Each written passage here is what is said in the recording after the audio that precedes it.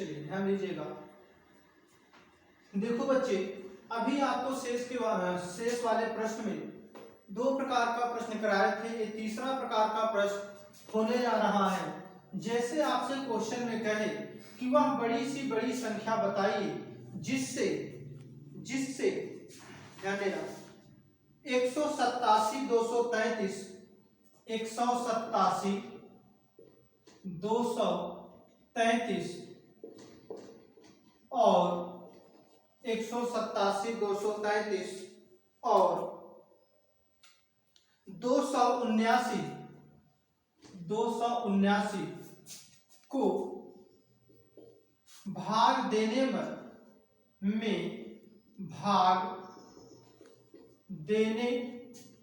पर प्रत्येक दशा में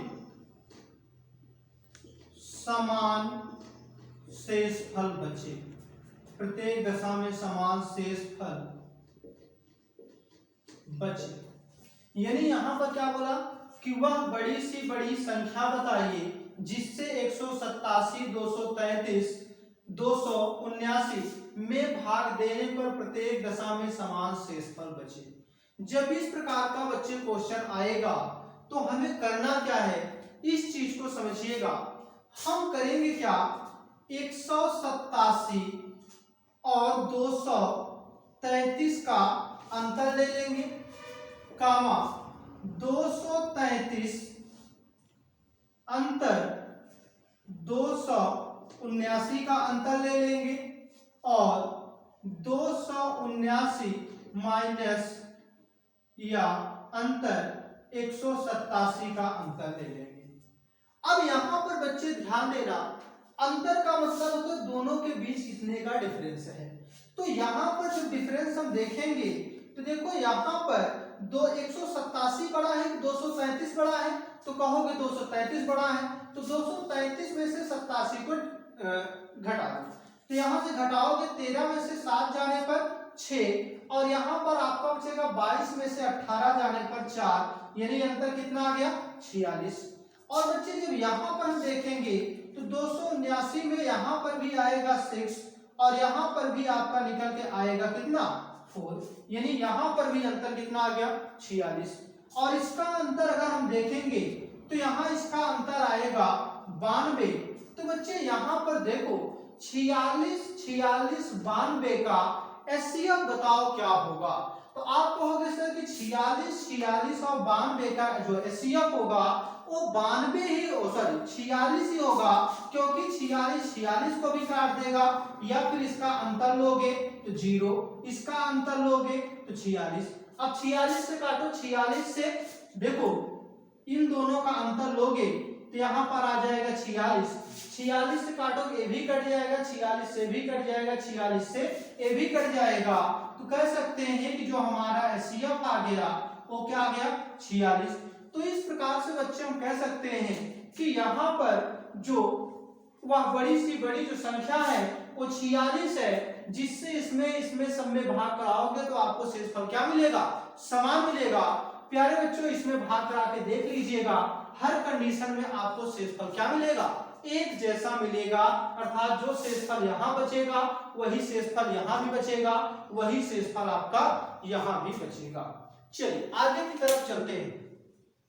अब अगली सवाल देखते हैं क्या है, मिटाएं इसको। चलिए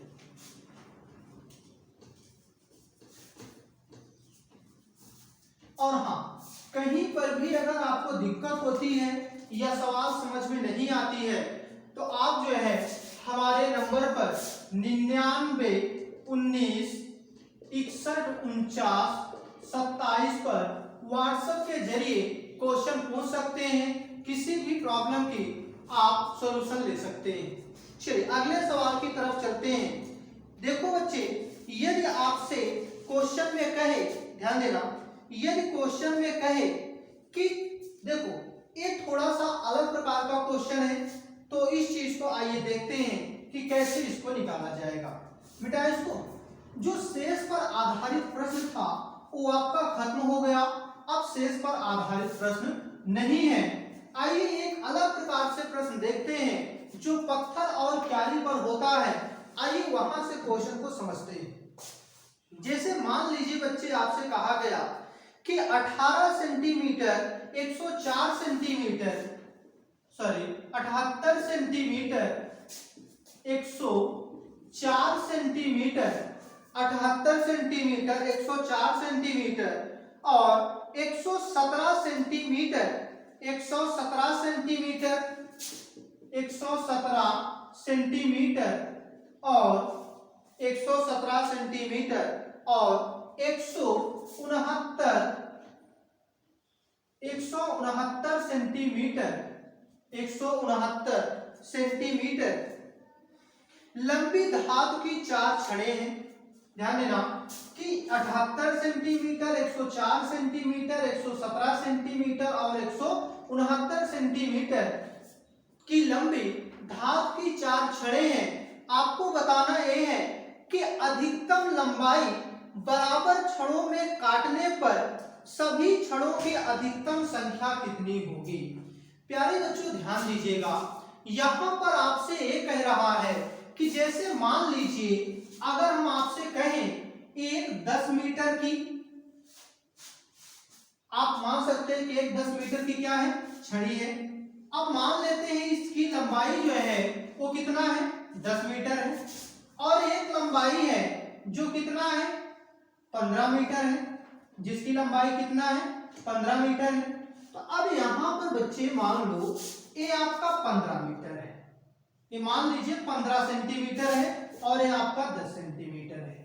अब आपको बताना है कि वह कौन से बड़े माप का प्रयोग करोगे कि जिसको मापने के बाद तीनों को बराबर बराबर क्या कर दे, काट दे। तो आप कहोगे सर कि दोनों का एचसीएफ जो होता है वो 5 होगा, क्योंकि 5 3 15 5 दूनी 10। तो इसको काटेंगे कितना भाग बनेगा भैया, 3 भाग बनेगा, यानी 15 सेंटीमीटर का है। तो जो अधिकतम लंबाई आई काटने वाले माप का वो कितना है, 5 सेंटीमीटर का। इसका मतलब 5 सेंटीमीटर हमने डिवाइड करा है, कितनी बार में कटा, 3 बार में कटा। यानी इसमें कितना खंड किया जा सकता है, 3 खंड किया जा सकता है। जबकि इसमें कितना खंड किया जा सकता है, 2 खंड किया जा सकता है। अगर आपसे पूछे कि टोटल कितना खंड हो जाएगा, तो भैया 3 2 5, यानी कितना खंड हो गया, टोटल 5 खंड हो गया। यानी बच्चे ध्यान देना कि आपसे अगर पूछे कि अधिकतम लंबाई का माप क्या होगा, तो आपको बताना है एचसीएफ। अगर कहेगा अधिकतम लंबाई का माप क्या होगा, तो आपको बताना है एचसीएफ। अगर आपसे कहेगा बताओ खंडों की संख्या क्या होगी, अर्थात जितने खंड किए जाएंगे बराबर बराबर उनकी संख्या क्या होगी, तो एचसीएफ निकाल करके बच्चे यहाँ डिवाइड करा दीजिएगा। डिवाइड करने के बाद भागफल को ऐड कर दीजिएगा, तो वही हमारा क्या हो जाएगा, आंसर हो जाएगा। आइए देखते हैं कि आगे सवाल कैसे निकाला जाएगा। तो अब बच्चे ध्यान देना, प्रश्न में आपसे कह रहा है, ध्यान से सुनिएगा, प्रश्न में कह रहा है 78 सेंटीमीटर 104 सेंटीमीटर 117 सेंटीमीटर और 169 सेंटीमीटर की 4 छड़ें हैं। अब चारों छड़ों को एक अधिकतम लंबाई के, ध्यान देना, अधिकतम लंबाई के बराबर पैमाने से काटना है। तो बताओ कुल खंडों की संख्या क्या होगी। तो अधिकतम शब्द जो आया बच्चे, वहां से ये पता चल रहा है कि हमें क्या निकालना है, एचसीएफ निकालना है। तो जब यहां से एचसीएफ निकालना है तो इनका अंतर जरा देखो कितना आएगा भैया, 78 और 104 का अंतर। तो 78 में 2 जोड़ेंगे 80 और 80 20, और यानी यहां पर क्या निकल के आएगा, 26। कितना निकल के आएगा, 26।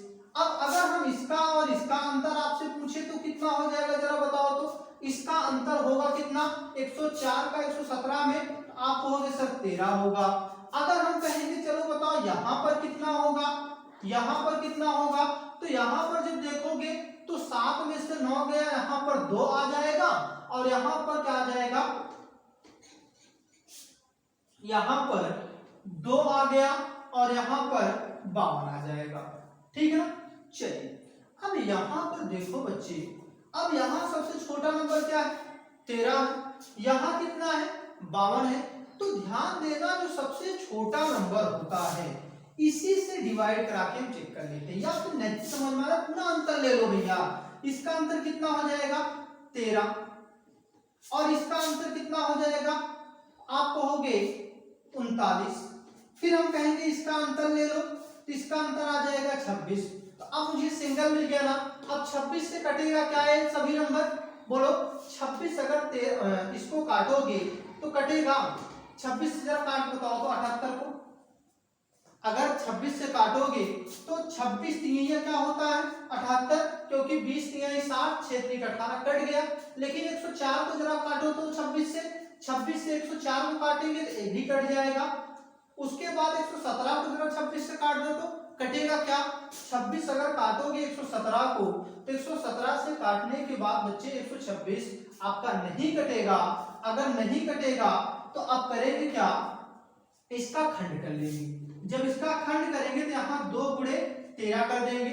जब 2 गुणे 13 कर देंगे, अब 13 से काटो, 13 छह 78, उसके बाद 13 ठेक 104, 13 नौइया 117 और यहाँ देखो 13 का नम 13, 3 बचे 39, 13 दिया 39। यानी वह अधिकतम लंबाई क्या हो गई, ध्यान देना, वह अधिकतम लंबाई क्या हो गई 13 हो गई।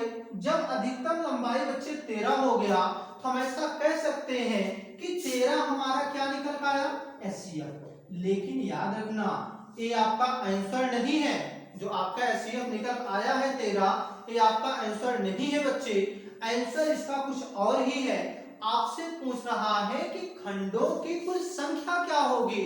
तो खंडों की कुल संख्या निकालने के लिए हम यहाँ पर 13 से भाग कराएंगे तो 13 छह 78, इसमें कितना खंड होगा 6 खंड होगा। अगर यहाँ पर देखें तो यहाँ 13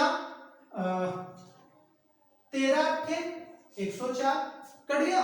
यहाँ पर देखो 13 नौइया 117 और यहाँ पर 13 से विभाजित करेंगे तो यहाँ देखो 13 का नम 13, 13 3 16, 13 तिया 39। तो अगर कुल खंडों की संख्या पूछे तो हमें सबको क्या करना है, बोलो प्लस कर देना है। जब सबको प्लस करेंगे तो यहाँ देखो यहाँ क्या हो जाएगा 9 8 17 और 17 6 23 और 23 में 10 जोड़ेंगे तो 33, 33 3 कितना आ जाएगा 36। यानी कुल गुणनखंडों की संख्या जो होगी अर्थात कुल क्षणों की जो संख्या होगी वो बच्चे क्या होगा 36 होगा।